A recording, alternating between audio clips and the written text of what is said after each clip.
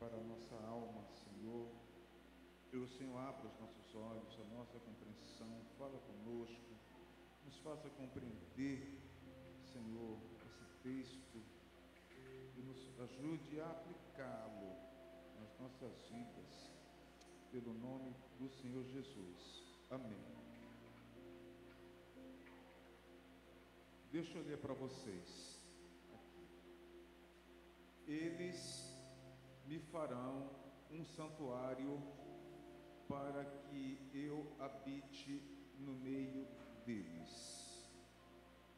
Se você ler só esse versículo,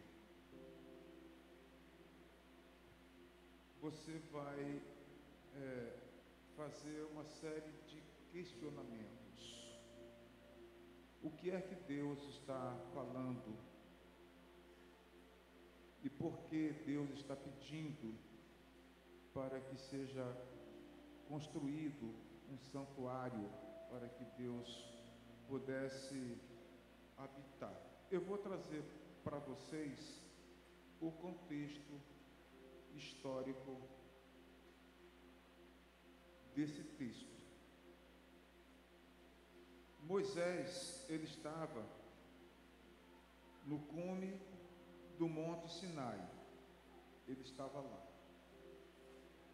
orando, jejuando, e ali ele estava desfrutando da presença de Deus. E Deus estava ali ministrando as suas leis para que ele pudesse apresentar as suas leis ao seu povo, os 10 mandamentos. E aí você vai lendo todo o contexto, e eu estou bem à vontade para falar sobre isso, porque eu tenho lido esse assunto. O pastor Jesus pediu-me que eu estivesse dando aula para o pessoal do louvor e para o pessoal da dança. Como é que chama a matéria? Levitas.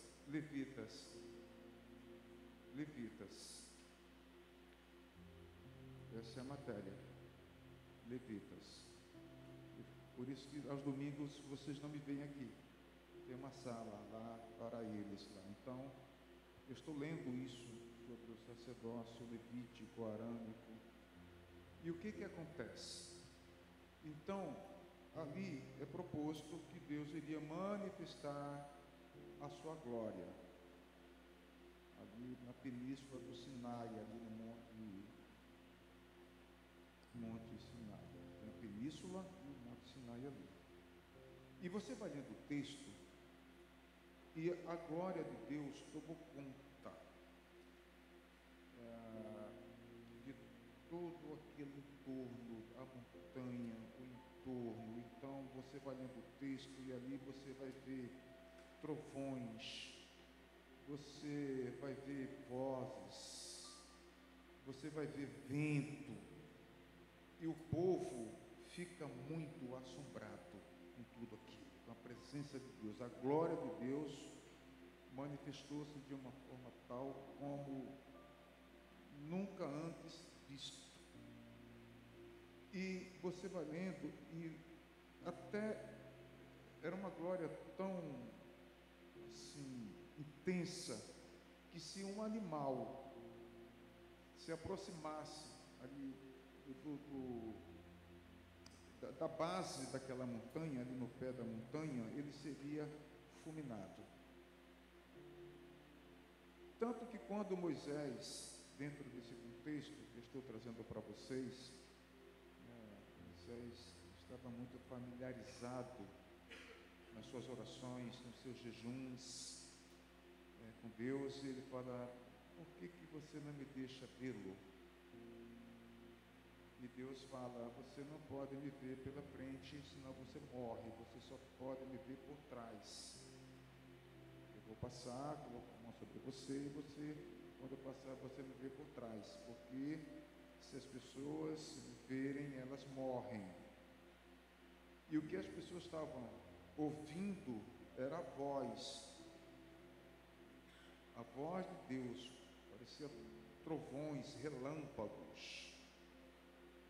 Era isso que as pessoas estavam ouvindo, não estavam vendo, mas ouvindo.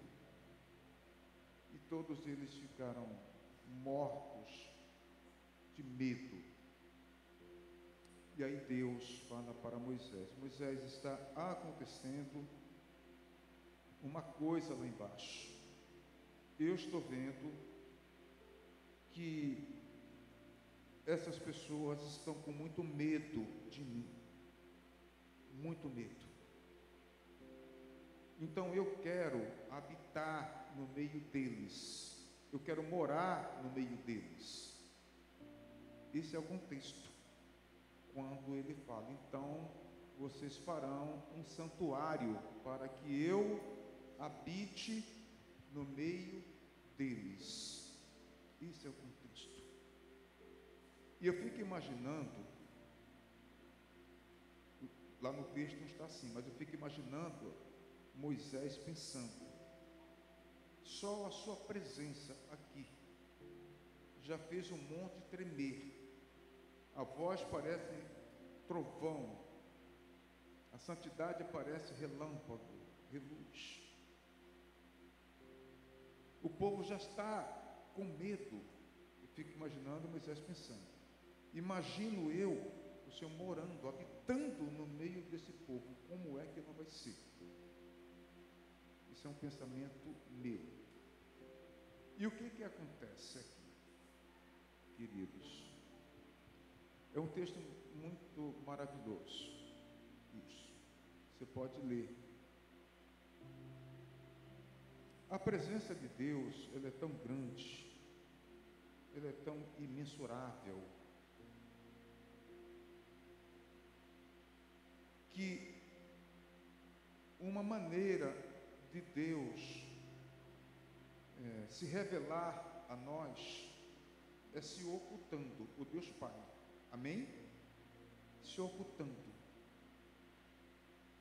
E como é que ele poderia se ocultar? Justamente quando ele fala, vocês vão fazer um santuário para mim, e quando esse santuário estiver pronto, a minha presença será velada nele. E aí, essa palavra, habitar, para que eu habite no meio deles, no hebraico, habitar no hebraico seria para a gente hoje morar, para que eu more com eles. Construa-me uma tenda, porque esse tabernáculo é uma tenda, é uma barraca.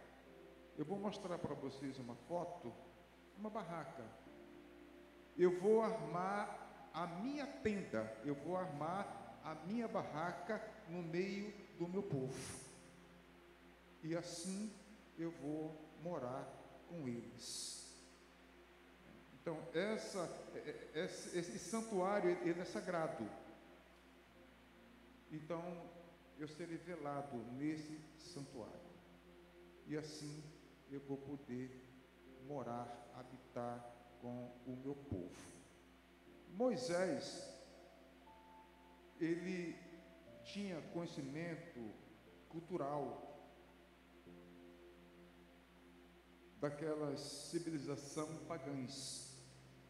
Moisés sabia que aquele povo pagão, eles tinham os seus deuses, e o santuário dos seus deuses ficava geralmente no topo da montanha, construído de pedra, não necessariamente lá no topo, mas numa parte da montanha, ficava nessa proporção. Moisés sabia disso.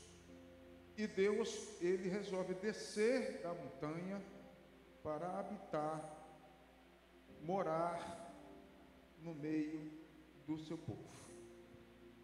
Dá para colocar a foto dá para apagar aqui, para vocês terem uma ideia? Dá para vocês enxergarem aqui? Está um pouco ofuscado, pessoal? Se apagar aqui fica melhor? O que vocês acham? Ou tá bom assim? Tá bom assim, pessoal? Então você percebe que o tabernáculo é uma tenda, é uma barraca. E esse santuário é aquela parte ali, ó. É aquela parte ali, ó. Era ali que ficava a arca, ficavam os 2 querubins, um de frente para o outro. Era ali que o sumo sacerdote entrava uma vez ao ano para fazer expiação dos pecados. Uma barraca. Então, é uma barraca, é só um palavreado. É uma barraca como se fosse um beduíno, sabe? Um beduíno. Eu vou montar minha tenda aqui, vou montar minha barraca aqui e vou morar com vocês. Estão me compreendendo? Amém? Vou morar com vocês. Aí, quando você vai para as páginas do Novo Testamento, muito obrigado, pode tirar. Então, quando você pensar no tabernáculo de Moisés, Velho Testamento, isso aqui é uma barraca, uma tenda, e Deus estava ali, sendo velado ali. É quando você vai para as páginas do Novo Testamento, no Evangelho de João capítulo 1, versículo 14, olha só. Aí você vai ver o movimento de Deus. Esse movimento que Deus fez no Velho Testamento, porque Ele amava o seu povo, Ele queria habitar, morar no meio do seu povo, no Velho Testamento, já que pelos meios espirituais não seria possíveis, porque as pessoas se assustaram com aquela voz de trovão. Então você vê agora esse movimento desse Deus no Novo Testamento. E aqui está, e fala assim: e o Verbo se fez carne e habitou entre nós, pleno de graça e de verdade, e vimos a sua glória como a glória do unigênito do Pai. Vocês se lembram, pode deixar assim, vocês se lembram que eu acabei de falar que Deus pediu a Moisés que construísse um santuário para que ele pudesse ser velado. E você se lembra que eu falei, né, que essa palavra habitar no hebraico significa morar numa tenda, estender a sua tenda. Lembram-se disso? Então, isso aqui está falando o quê? Está falando que Jesus e o Verbo se fez carne e habitou entre nós. Essa palavra no grego é a mesma palavra que está lá no hebraico. Construa um santuário para que eu habite. Lá é hebraico. Aqui, habitou, no grego, é a mesma palavra para armar a tenda. É exatamente isso. Você vai no grego, você vai ver, tanto no hebraico como no grego, armar a tenda. Então significa dizer o quê? Que Deus Pai, Ele iria agora se revelar-se a nós na pessoa do seu Filho, velando toda a sua glória no corpo de Jesus Cristo. E Jesus Cristo armando a sua tenda no meio de nós. Então, no grego pode-se ler assim: e o Verbo se fez carne e armou a sua tenda no meio de nós. Estão me compreendendo? Sim? Armou a sua tenda no meio de nós, tal qual Deus fez no Velho Testamento. Agora está aqui Deus fazendo a mesma coisa no Novo Testamento. mas eu não estou vendo um amém. Pelo menos para me tomar um pouco de água aqui. Porque quando eu preciso de um amém, eu corro aqui na garrafa e dou um pouco de água aqui. Amém aí, povo?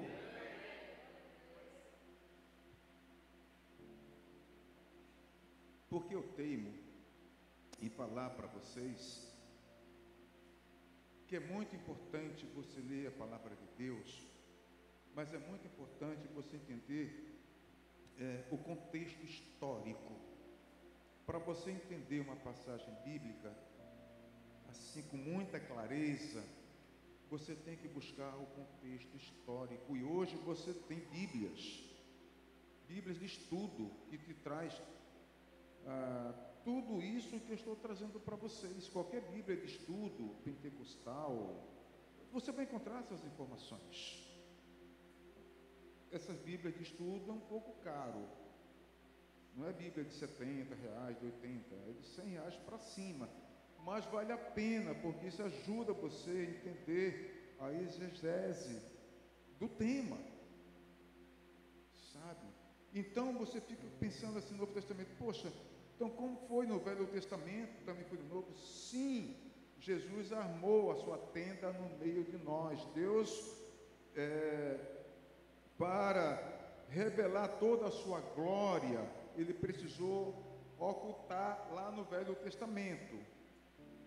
Mas ele pôde no Novo Testamento revelar toda a sua glória no Filho, no corpo. Ele deu, toda a glória de Deus foi revelada no corpo de Jesus Cristo. Ou seja, agora todos poderiam pegar, como por exemplo, quando ele vinha da Galileia, norte da Galileia, e ele vinha para o sul, para a Judéia, para Jerusalém, ele ficava hospedado na casa dos seus amigos, em Betânia, Lázaro, Marta, Maria. Ali era o lugar que ele ficava, comia, jantava, conversava. O Deus eterno estava entre nós, armando a sua tenda, morando conosco. Amém, queridos? Agora veja você, como isso é muito impactante. Então, no Velho Testamento, Deus desceu do monte. Amém? Desceu do monte. Moisés falava com ele no monte, e por conta do medo do povo, ele falou, então vamos mudar isso. Eu desço e vou morar com eles. Pronto, ponto, acabou-se. Quando você começa a pensar na nossa geração, você percebe um movimento em que as pessoas são convidadas a terem sucesso. As pessoas são convidadas a estar sempre bem apresentáveis. As pessoas, elas usam filtros digitais, né, para melhorar o seu rosto. Você já viu no YouTube, né, pessoas que você conhece, falam, eu conheço essa pessoa, mas esse rosto que está aqui não é bem o rosto que eu conheço, mas é a pessoa. Chama-se filtro. Perceberam isso? Sim? Você percebeu que as mídias, os influencers, eles estão sempre bem vestidos, eles estão sempre sorridentes. Perceberam isso? Vocês perceberam que eles estão sempre estimulando as pessoas a mostrar aquele aspecto de felicidade? Perceberam isso? De alegria, que é determinantemente proibido você compartilhar as suas fragilidades, compartilhar as suas fraquezas, compartilhar as suas derrotas. Você é sempre encorajado a subir degraus acima, e você não pode descer degraus abaixo, é sempre degraus acima. Perceberam isso? Perceberam? Para onde é que eu estou querendo ir com essa reflexão? É porque as pessoas hoje não percebem que isso está dentro de um contexto onde as pessoas caminham para uma posição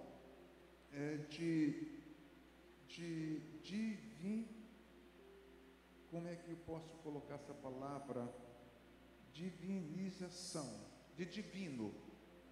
Elas estão sempre buscando esse topo da montanha, buscando sempre, num contexto mais religioso, buscando sempre a glória de Deus, né, nesse contexto de divinização.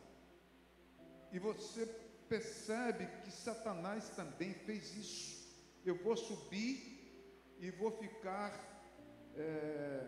vou fazer um movimento em que eu fique num espaço que seja maior do que o de Deus, mais alto do que o de Deus. Isso você está registrado em Ezequiel 28, está registrado em Isaías capítulo 14, você pode ler isso, né? E isso provocou a queda de Satanás. Você pode ver que lá na tentação, em Gênesis 3, Satanás, ele está falando para Eva, porque se você comer dessa fruta, você será como Deus. O que é isso? Divinização. Você será um ser divino, você será como Deus. E ela se envaideceu-se, ela aceitou aquela proposta, o esposo também aceitou. E o que foi que aconteceu? A morte entrou. Só que Deus, Ele nos ensina o contrário. Enquanto as pessoas estão buscando essa divinização, nós vimos em João 1,14, né, que Deus buscou o quê? A humanização. Estão compreendendo a minha reflexão? Sim ou não? O que eu quero dizer? Que ele deixou a sua glória. Filipenses capítulo 2, você já conhece.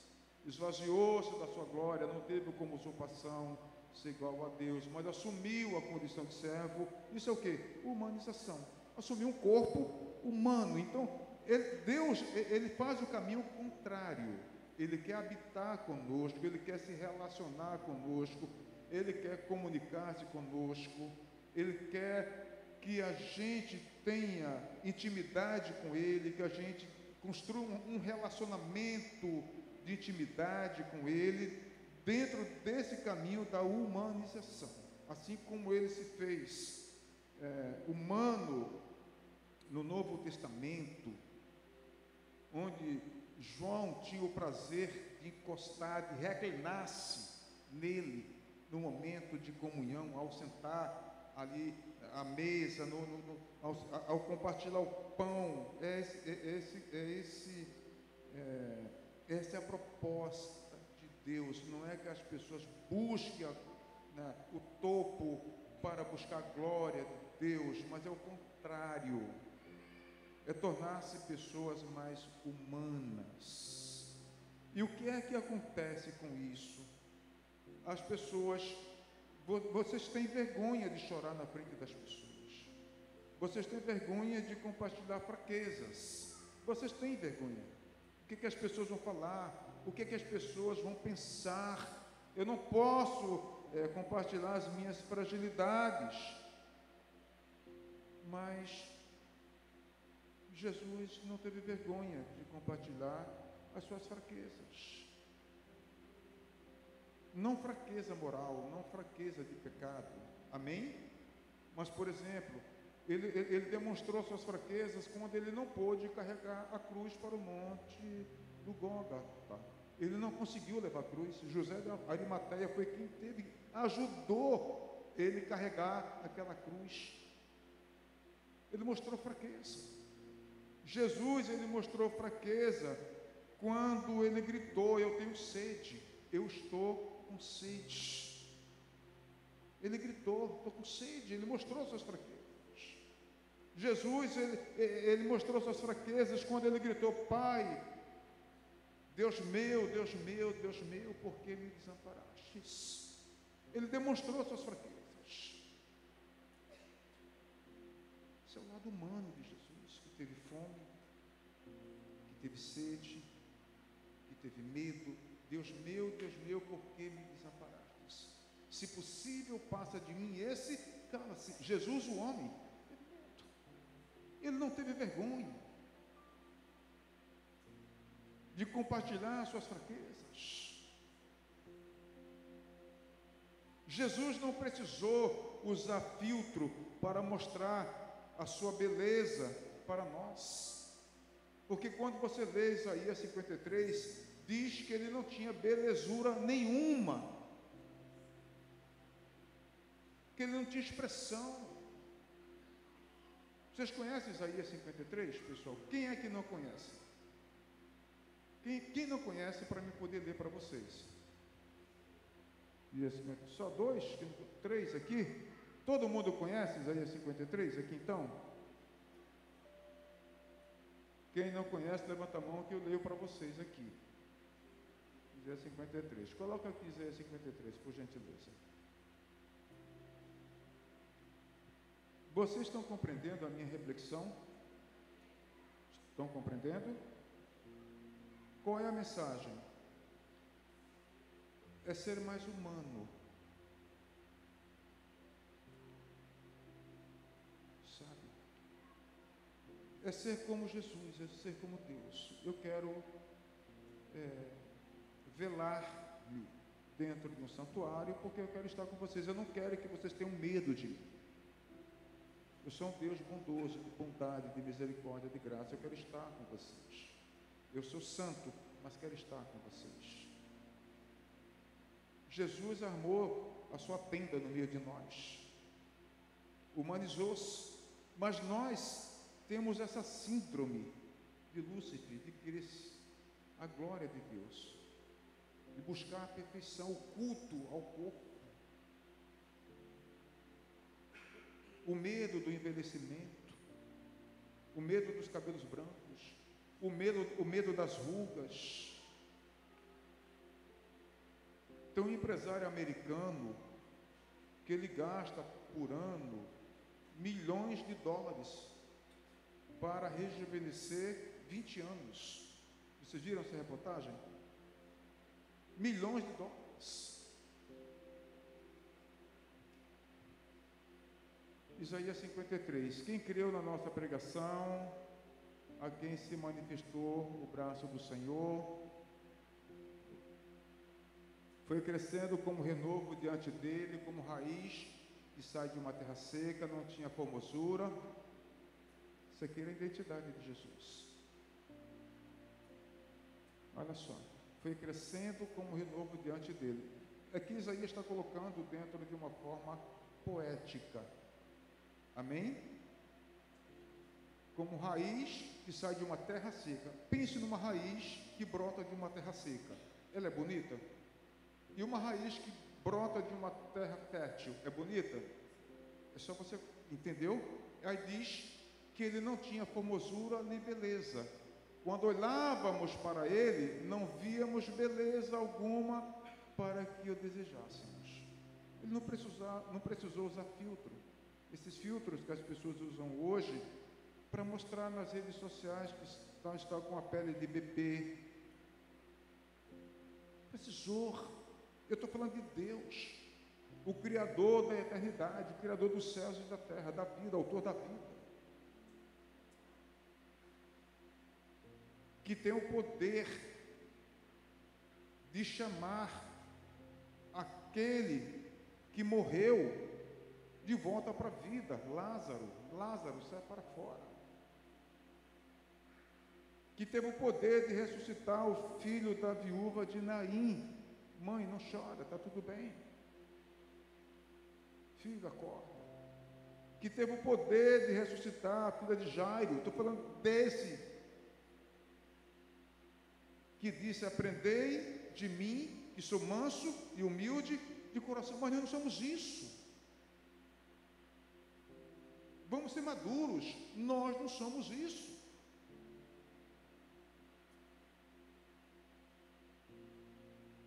Não tinha beleza alguma para que desejássemos. Está aqui, só o 3 só já tá bom. Só o versículo 3. Aqui, ó. Vou contar até 3 e vocês leem. 1, 2, 3.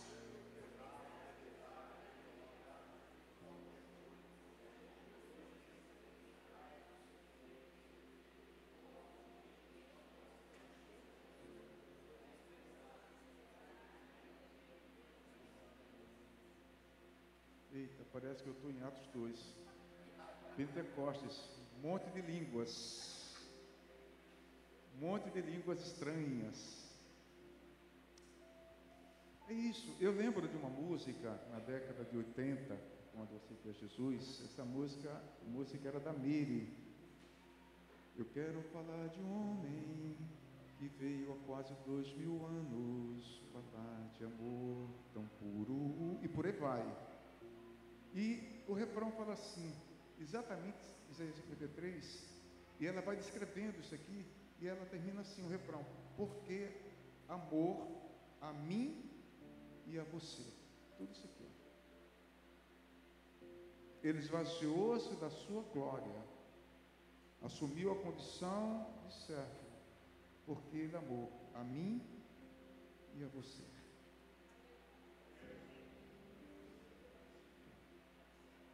Experimentado em sofrimentos, e como um de quem os homens escondiam o rosto, foi desprezado e não lhe demos nenhuma importância, porque ele não tinha beleza. Jesus não era um homem bonito, Jesus não é esse Jesus europeu que você vê nos quadros, loiro, com olhos azuis. Jesus é judeu, é Oriente Médio, não é Europa. Estatura mediana. A estatura de Jesus era no máximo 1,66 m. Essa é a estatura média dos judeus da geração de Jesus. Estou botando por cima, 1,60 m, 1,63 m, 1,64 m. Não tinha belezura nenhuma, mas ele humanizou-se. Ele desceu, Deus desceu da montanha. Esse movimento vai além de João 1,14, ele desceu do céu. Não foi nem da montanha, foi do céu. Então, o que é que nós aprendemos com essa palavra humanização? Porque nós precisamos nos humanizarmos mais. Por quê? Assim como Deus fez, assim como Jesus fez. Por que que nós precisamos? O que significa para você ser uma pessoa mais humana? Porque essa geração, ela te avalia pelo que você tem, não é pelo que você é.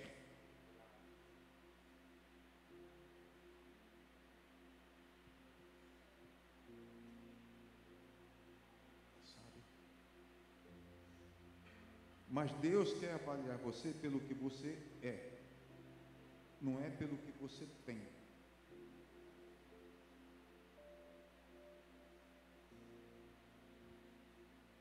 Então, quando ele diz, aprender de mim, que eu sou manso e humilde de coração, ele está falando disso, seja humano.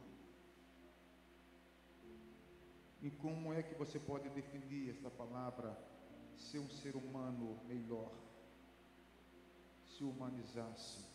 Como é que você pode definir isso baseado nessas reflexões? Tem outros textos que eu poderia colocar aqui para vocês. Posso colocar 1 Timóteo 3,16? Renan, já dá para vir para cá para a gente ministrar um louvor? Eu só quero saber se vocês estão alimentando-se da palavra. E a chave aqui é humanizar-se, ser um ser humano melhor,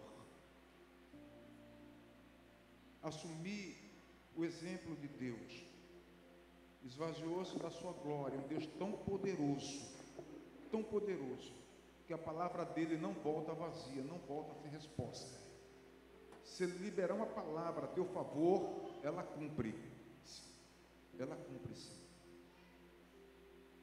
É como diz Abraão, Romanos 4, ele traz à existência aquilo que não existe, ele cria matéria-prima, aquilo que não existe, ele faz existir,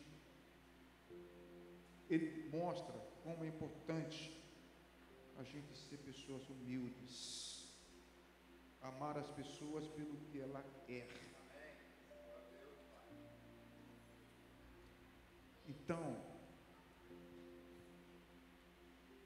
ser uma pessoa mais humana pode ser uma pessoa mais tratável,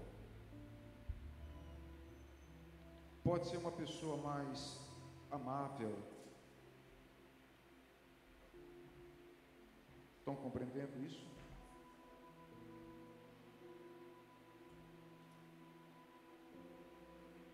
Pode ser uma pessoa mais hospitaleira.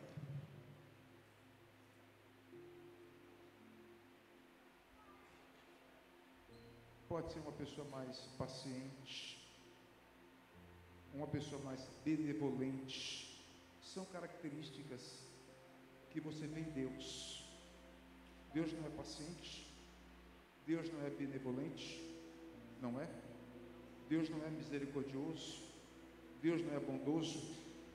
São essas qualidades que Deus quer ver na vida de todos nós.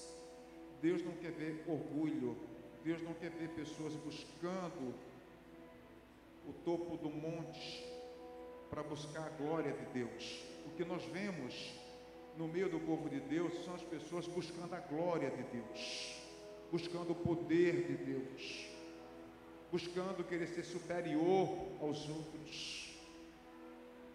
Quando Jesus diz que aquele que quer ser o maior, que sirva. Você quer ser o maior? Quero, então sirva, vá servir. Porque foi isso que ele fez. E é isso que ele faz. Leva essa reflexão para você. Não queira a divinização. Essa geração está sempre provocando isso. Sabe? Provocando. Você assiste televisão, você vê as publicidades. São mulheres bonitas, homens bonitos, perfeitos. Queridos, por trás daquele vídeo tem uma pessoa que, quando termina de gravar, está em depressão. Tem mulheres ali que, quando termina de gravar e olha para os lados, está só, não tem ninguém. Então ela precisa de likes. Ela compartilha vídeos para que as pessoas possam dar os seus likes, gostei. Está sempre sorridente, mas por trás daquilo lá, a depressão, a tristeza, a angústia, a frustração, não há felicidade. A felicidade está em Deus. Está nele. É Ele que nos preenche. Por isso que ele falou: deixo-vos a minha paz vos dou, e não vou lá dou como o mundo a dar. A paz é interior. A paz é no nosso espírito, apesar das circunstâncias. Hoje você pode não ter, mas isso não significa ausência de paz. Você pode não ter hoje algo que para você seria importante, mas dentro de você há espaço para louvor, há espaço para adoração, há espaço para dizer graças a Deus, bendito seja o nome do Senhor. Há adoração. E no dia seguinte Deus pode suprir a sua necessidade, porque Ele é bom. Ele é bom. O tempo todo Deus é bom. Fiquemos de pé, vamos cantar um pouco.